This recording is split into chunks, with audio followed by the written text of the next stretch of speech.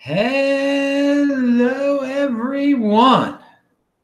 This is Adam Meister, the Bitcoin Meister, the Disrupt Meister. Welcome to the One Bitcoin Show. Today is May the 7th, 2018. Strong hand, golden hold.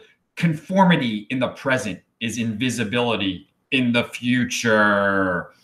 All right. Remember, on Steemit, I'm Bitcoin Meister. This is live on Steemit right now. Check out the links below. I'm talking about a lot of things in this video today, and you got to check out the links to see what I'm talking about. And also, of course, get your Trezor, your t-shirts, discount codes below. And I'd like to thank my buddy here in Portland who drove me around this morning. We went up to a high peak and looked all over Portland, walked his pit bull. This dude got into Bitcoin because of Andy Hoffman, basically. So Andy, and he's got a similar story to Andy Hoffman, kind of transitioned from precious metals into Bitcoin. Congrats to the guys like Andy Hoffman who made that decision back around 2015. They're doing pretty well, and it was great hanging out today. Portland is a beautiful place. Everyone, I will be here until the 10th when I go up to Seattle, and I'm hoping to meet some people in Seattle. Obviously, some long-term friends of mine from Baltimore are up there. All sorts of new people, who knows? So I will be in Seattle on Thursday, and I've been to Seattle. Wow, this will be the 5th time in my life I've been there, I guess. I don't know.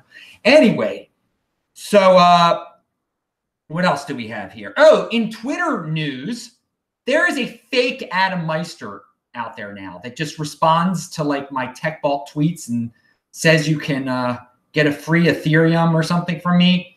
I guess I've really made it in the Twitter sphere. If there's like a fake scammer pretending to be me now, be careful out there, people. I am TechBalt, T-E-C-H-B-A-L-T. The guy uses my picture, a similar name to TechBalt. I don't even know how, I can't believe people fall for these scams, but I guess people don't look carefully. They're very impulsive. But all of you should know, I wouldn't be giving away Ethereum. I don't give away any of my cryptocurrency. Pound that like button. I just save that Bitcoin. Golden hold, baby. All right, 2020 halving. And of course, subscribe to this channel and subscribe to me on Twitter, follow me, whatever they call that these days. What is he? Brian Wallace has a great video out there. I linked to that below. He talks about a lot of things that I talk about the crypto noise. Don't be distracted. Don't get caught up in these flavor of the month altcoins. Brian was on the show. He's from England. You saw him on This Week in Bitcoin a few weeks ago. He's got a new channel. Subscribe to his channel and check out his video below, because it is a good one. I enjoyed it thoroughly. And oh, look at this. Someone in the super chat just sent, whoa, crypto docs and $50. Great hanging out today, Adam. Everyone support this show. Well, thank you, Crypto Doc. As I said, it was a pleasure to hang out with you today. Portland is awesome. You're doing a good thing, man. You're doing some good stuff, and you were in motion, man.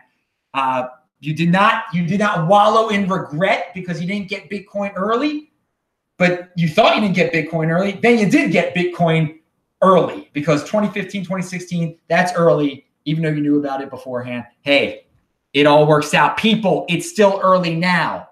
So have no regrets. Don't be a woulda, shoulda, coulda type of person. Just do it. Have a strong hand. Wow. Thank you so much, Crypto Doc. An inspiration for everyone in the Bitcoin ecosystem. All right.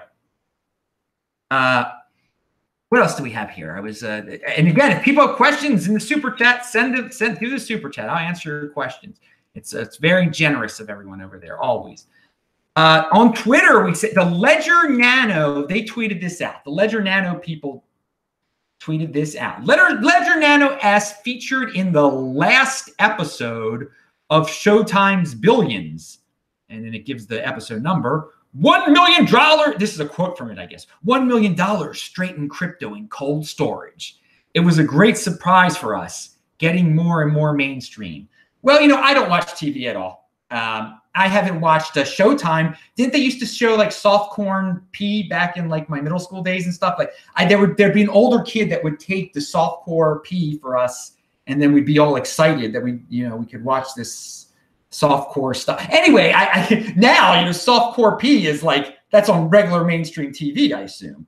I don't watch TV, but anyway, when you're middle school or you like that soft core P type of stuff, going back to the, you value your wealth in women when you're in middle school. Okay, that's the thing. You mature from being in middle school, guys. You got it. You can't keep that middle school mentality when it's all about the valuing your wealth in women. You got to move on to valuing your wealth in Bitcoin eventually. Anyway, I mentioned this because there are a lot of 80%ers that sit there. The only time they have with their wives where they think they're free is like, oh, we're watching a series together on Showtime or Netflix or whatever they do. And so some people might have woke up because it probably seemed pretty gangster, like to see this little device and say $1 million straight in crypto in cold storage. A few people are probably like, wait a second. I've heard about this Bitcoin before, and you can put $1 million worth it on one of these little things. I mean, hey, I don't watch TV, but if you happen to be watching TV with your wife, maybe it woke some people up, and I hope it did. And so I think it's good when these 80% type of and maybe it's a smart show. I have no idea. You know what? I think Tone Bays mentioned it once a while ago. I watched it. I think it's a complete waste of time. Everything on TV. But who knows? I think it's good when these things happen. I would think it's great if Kanye West brings up Bitcoin, just because it might wake up some people and get them here faster, because some people don't even know that they should be here with us. All right. So here's an article by the cryptoidshop.com crew. I'm not wearing a shirt of theirs right now. I love that hoodie. I was wearing it yesterday. So check out cryptoidshop.com. I link to their blog below. It is an article about Bitcoin is Bitcoin. And it talks about some Bcash a little bit in there. And I know a lot of you like to hear about Bcash for some reason. It just warms your insides to hear bad things about Bcash. Hey, if that's your thing, do your thing. But no, the article itself is very good. It's just Bitcoin is Bitcoin. There are going to be a lot of knockoffs of Bitcoin out there, but there's only one Bitcoin. The rest are altcoins. Okay. So this guy, Angus Champion, is that like Angus Young? AC/DC, yeah. Anyway, Australia. In 4 years of meetings, I haven't heard a single senior banker, regulator, policymaker, or politician express fear that Bitcoin is going to wholesale replace fiat in the developed world. Should they worry? Certainly some businesses should, Western Union, but nobody is trying to kill it. Okay, guys, this is a great reality check by this dude. I agree. I mean, the banks, they've got better things to worry about than Bitcoin right now. It is a blip on the radar. Of course, they're not worried about it wholesale replacing fiat in the developed world. I don't think it will ever wholesale in the developed world.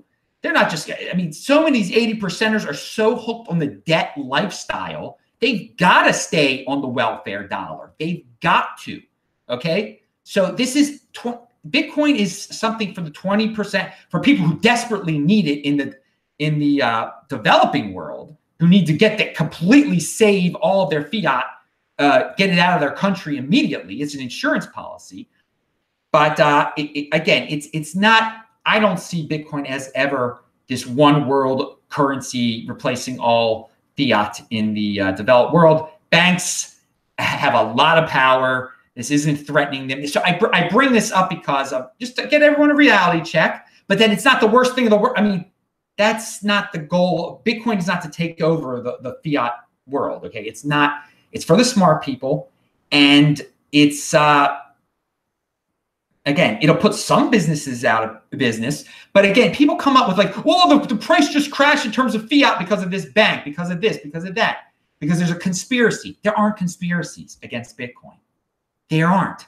There aren't a bunch of bankers gathering in a back room saying, "Oh, we're shutting this. We're going to conspire with George Bush and Barack and Clinton and shut cryptocurrency down and badmouth it." They could care less now. They couldn't care.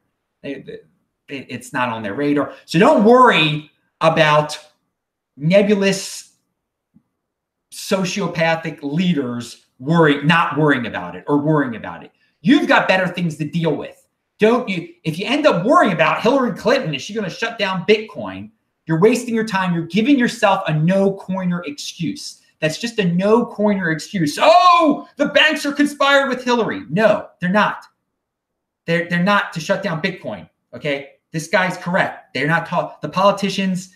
They're not talking about. The politicians have brought it up to virtue signal. Okay, they bring it up to talk about drugs and that they're going to do some useless regulation. Maybe they don't even know what they're talking about. There's no. They don't understand it. So don't worry about it. All right. So I like that guy's tweet. And just think of it this way. If you want to be a 20%er, it's a tool to get you into that elite. Think of it in a positive manner. All right. Bgold has a response to the ASICs threat. I actually talked about that the other day. They have a bit name they're going to fork.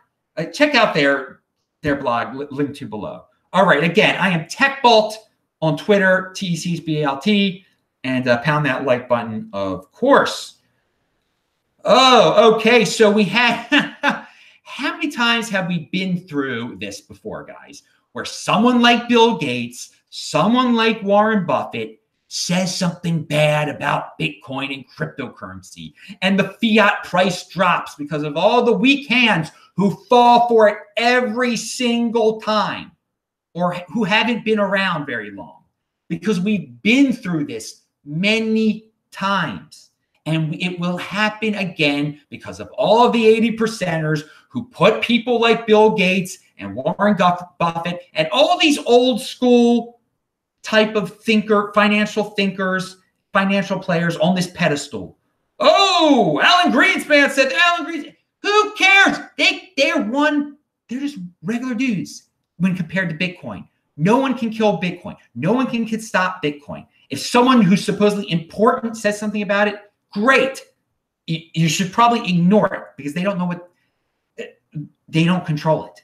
And so we've seen this happen before. It's the same reaction by the weak hands every time. So how many more times is this going to happen in the future? I don't know. What will you do when Donald Trump says something about it? Because he's going to say something about it one day, whether it be when he's president or when he's not president, or again, what are you going to do then? Is it going to be a good thing or a bad thing? Should you even care? No. Who cares what Donald Trump has to say about? Just like who cares what Warren? So I'm just preparing you for the future there. Just have a strong hand. Think 2020 halving. That's a real thing. Donald Trump, Warren Buffett, Bill Gates, they don't have any say over Bitcoin. Okay. No say at all. And sure, Donald Trump might say something and might boost the price of Bitcoin. We should take it easy with that too. We shouldn't go too crazy just because he said something good. Okay, these are just individuals. And again, since Donald Trump is in popular culture, I mean, you can interpret it, say, okay, he brought it up. Maybe some 80%ers are going to find out about it and buy it. But again, it'll probably cause an unnecessary pump. And then there'll be a dump. And then you'll worry about that. So there's prices to pay for everything. Okay, doom and gloom, crypto winter maximal. Okay, so there's these doom and gloom maximalists. I guess I got to call them that in our cryptocurrency space. And well, they're not always on the maximum, but they lean toward that at least. There's some dudes that just get like such a kick out of being doom and gloomers when it comes to cryptocurrency. So Vinny Lingham, he likes to be a contrarian voice. Let's put it nicely, okay? And he retweeted this tweet that I'm about to share with you because I have it linked on another place. Okay, crypto winter never came. That's a bad thing. Come on, man. Come on. You want things to get bad. You want the end of the world. Oh, you're just like a doom. I'm not going to say the word, Porner. So here's a reply to what this Jeremy put that out there. Jeremy, and again, it wasn't Vinny retweeted that. Jeremy, I'm guessing the winter you are talking about will come, but it will be a massive Hummer, hitting the prices so low that 95 of the projects might die. Okay, this guy, he's got a dream of 95% of the projects might die. Just die. I mean, and then the other guy replies, I'd love that. He'd love that. I mean, you get a kick out. I mean, that's what makes you happy. I mean, when there was a .com dump back in the early part of the 2000s, did you love that? Did you think that was funny? People becoming poor. I mean, again, it was there. They took the risk and everything. You loved. I mean, I don't know who loves seeing friends and family who made mistakes suffer. I don't know who loves that. And again, someone replies, it never came. What about the 70% correction on Bitcoin and 80 to 90% on most of the alts? And there you go. I agree with that one right there. Okay. Since December, things have been down significantly in terms of fiat. Again, one Bitcoin still equals one Bitcoin. But there are dudes out there who spent $20,000 or $19,000 on a Bitcoin, and they're feeling bad. Some of them had weak hands and they sold. I don't love that. I don't think that's good. Some of those were good people. Again, I'm telling them to have strong hands. You're telling them crypto winter hasn't really come yet. We need a worse thing than that to happen. We don't need a worse thing. That shook out some weak hands. That shook out some of this bubbleliciousness, okay? But no, it's not good enough yet. It's got to be 95%. It's got to be long. It's got to be harsh. Everyone's got to cry or something. I mean, come on. I mean, this is a doom and gloom maximalist. This is not how you stay in motion, okay? And again, there's nothing wrong with being contrarian, okay? There's nothing wrong with saying, hey, this is still a bear market. But again, I don't like the approach of saying, oh, this is not the real bear market yet. We ain't seen nothing yet. We need to see something. No, I mean, that's not the kind of person I am. So you can be with those dudes. You can be with this dude. I mean, it's your choice. I say take a positive outlook on it. Look at history. See how long bear markets usually last, or if there's a bear market followed by a worse bear market. Here we go. It's not a real correct. And again, I'm just reading off this thread. I linked to it below because there's a lot of good replies in this thread. It's not a real correction if the crappy assets are already recovering in price. It's not okay. They're recovering in price. They haven't gone back to their fiat price yet. I mean, what do you want? What do you want? Do you want it just to last forever? You don't want the cryptocurrency to be a good thing. You don't want this to be the freedom that smart people have been craving for so far, so long. The reward for being a 20%er. Yeah, you don't want that. You know, maybe you're a virtue signaler. Maybe you like the fiat way. I don't know. I mean, I don't know where this is coming from. I don't have that mentality of, oh, woe is me. We need a long winter. The long winter will come when the larger economy takes a downturn.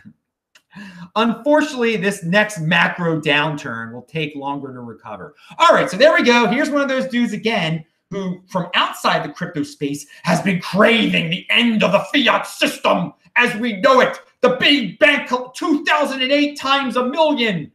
So he says when that finally happens, because they've been predicting that for since I was born, basically. You know, Doug Casey and everyone. I mean, again, I like Doug Casey on some levels, but again, he's been you've needed gold since 1983, for God's sakes, and he's been wrong. No, and so and then someone says I couldn't agree more. Well, I say they're uncorrelated assets.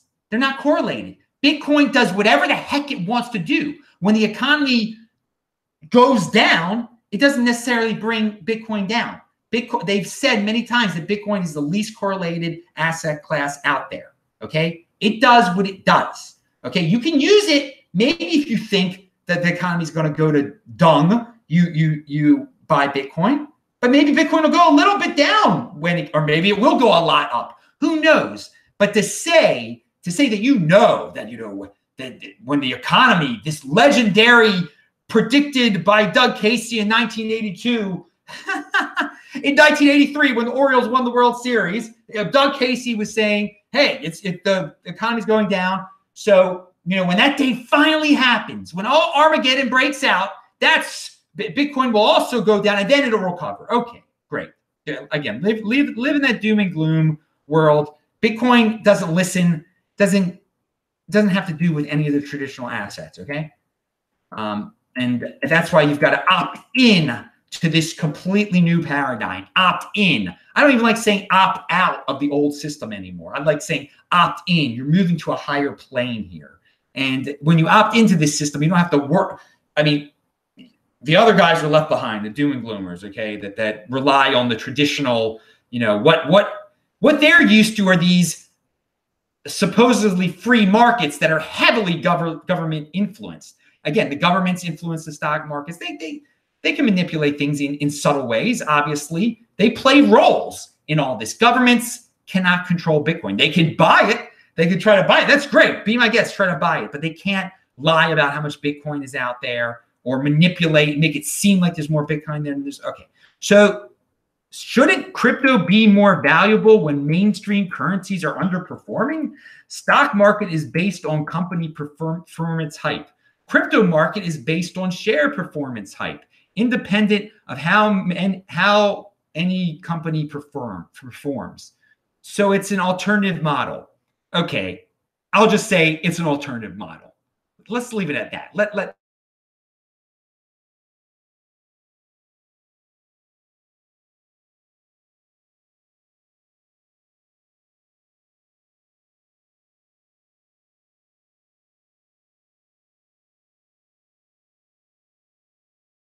go multi-year bear, they usually build up more years than the last bear cycle. Remember, this is currency and tokens, not stocks. The only similarity between them is emotions drive sentiment. All right. So that's a great point, dude. We were in a winter market from 2014 to 17. Do you remember when it was $600? Do you remember when it was $200 in terms of fiat? Well, all of a sudden, we haven't made it through this. We need a winter. He's saying we need a winter market. We had a winter market, dude. We don't need another one. I mean, is that what this is you want this all to be about? A series of huge, long winter markets followed by like 4 months of spiking, followed by 3 more years of winter markets? Is that, no, that's not what we're getting here. No. We've got real life happenings like the 2020 halving, dude. All right, that do not favor long-term winter markets, okay? An event like that does not make one think, especially when one has been through the 2016 halving, and that's basically when that winter market, the previous winter market, ended. And the person said, why do you think that it's a bad thing that this isn't a winter market, that we haven't learned our lesson? Good question, dude. Because the guy has got a bad, he's a doom and gloom fan, a doom and gloom maximalist. I'm not so sure we're not in winter right now. There are a lot of people who bought tops here and we're nowhere near getting back there. Again, yes. Yeah, we are in a down market. We are in a down market compared to at 20,000. Oh yeah, we definitely are. Why do you want it to get worse? It's not necessary to get worse. It's not necessarily going to get worse. You want it to be $200? I mean, do you just want some cheap Bitcoin? It's pretty darn cheap right now, for God's, compared to where it was. Just think of it that way. Isn't the whole point of decentralized networks that these projects can't just die off? Even crap like EOS could have 21 hobbyists running a network a decade down the road. The winter metaphor is apt for traditional startups, but prices going to zero for any crypto is questionable. There you go, dude. None of these things have died yet. You know, people say this one's going to die, that one's going to die. Dude, as long as there are a couple hobbyists keeping them alive, they will have some value for the foreseeable future, okay? Eventually, there'll be there will be a catastrophe with one of these where the whole blockchain just breaks or something and everyone will abandon it. Maybe. Is that going to happen on a 95% scale? Not 95% of them before the 2020 halving? Heck no. Heck no. So what this person is saying, about them dying in a winter market, we're not experiencing that in the next, before the 2020 halving, where they literally will disappear. And, a guy and his two friends will keep some of these alive. There'll always be some 80%er to buy them, or some dude in Japan or Korea or wherever, in India, who knows what it takes to buy these things. So no, we don't need a winter market or winter downturn, whatever you want to call it. We've been in a downturn for a while. And that Vinny retweeted this is kind of funny, because it reminds me of when I was in South Africa when I was in South Africa for the first time in 2015, over 3 years ago, at the cryptocurrency conference there, where I first saw Vinny Lingham, and the price was low then. I mean, it was close to in the low 300s, high 200s. I forgot what it was in terms of fiat, and people were making predictions. How low will it go? How low will it go? And someone said like $100 or less than $100. And Vinny said one of the wisest things I've ever heard anyone say in a down market. And he's just like, I know so many people in cryptocurrency in Silicon Valley, if it goes below $100, they are buying up, millions of Bitcoin. Okay. So it cannot get that low. It just can't get that low. But there are people just like with their finger on the trigger, they've got a price where they are pulling up the trucks. Okay. So where that price is now, I have no idea. I have no idea. But this thing is so real, so important to the rest of humankind's existence that there are some rich, smart people out there that are willing to back up the truck for this thing and prevent these massive, 95% going back into the hundreds type of corrections, just like back in the day in 2015, how Vinny said, there are dudes that will not let it go below 100 because they want to become trillionaires basically. And again, it did not get below $100. It did not get below $100. It would be impossible at that time to get to $50 because there would have been so many people just willing to buy it because they knew that it was just they're long-term thinkers. You don't become rich without being a long-term thinker. So, hey, don't let these doom and gloom maximalists get you down. The crypto winter, don't worry about it, dudes. We're in a little bit. There's a downturn in terms of fiat now, but to say we need something worse is just no. All right, stay positive. Stay positive. Long-term thinking. All right, China banks. Chinese banks are big. This is from theweek.com. Banks are bigger too. The 3 largest banks in the world are all Chinese. The country's banking sector hit $35 trillion earlier this year, roughly 3.1 times the size of China's annual GDP. It overtook the Eurozone's banking assets of $31 trillion, 2.8 times the Eurozone's GDP in late 2016. And it leapfrogged America's banks, $16 trillion in assets back in 2010. Guys, China's got some tremendous banks. China's got a lot of fiat floating around there. You can hang out in the fiat world if you want to. That doesn't seem like something I'd want to be valuing my wealth in, okay? Too worried about what the fiat value of my assets are. When you've got a nation state like that interferes in its currency quite a bit, controlling that much currency, having banks that are that tremendous, it affects the entire fiat system. Now, I'm not saying it's all going to collapse and the whole world is going to end, but it is going to inflate, okay? When you hold fiat, you lose value over time. This is just an example of that in tremendous numbers, and it puts a face on it that maybe make you guys think a little bit more when you're worried about spending $9,000 on a Bitcoin. When you think about how $35 trillion the top 3 banks in China control. Unbelievable. All right. And speaking about centralized networks, China, Matt Odell has a tweet. 1, centralized networks are inherently vulnerable to regulatory action. Yeah, tell me about it. Governments will regulate every network that can be regulated. Remember that, Ripple people. Decentralization isn't some fanciful idea. It is essential. Don't trust, verify. Okay. And he also had a tweet that says, he's talking about this like a guru out there, these newcomer gurus since 2017. His feed is just exaggerated CoinDesk headlines without source links. I thought that was a good summation of a lot of the talking heads out there. They just exaggerated CoinDesk headlines without source links. People, I mean, again, the people I talk about, they don't do that. Okay, the people I associate with, they use their heads. They come up with some general new ideas, new thoughts. But there's so many people out there that just read CoinDesk, kind of twist it around, then pretend they didn't read it at CoinDesk. And people like it because they got nice, flashy, fancy graphics. Remember, no fancy graphics here.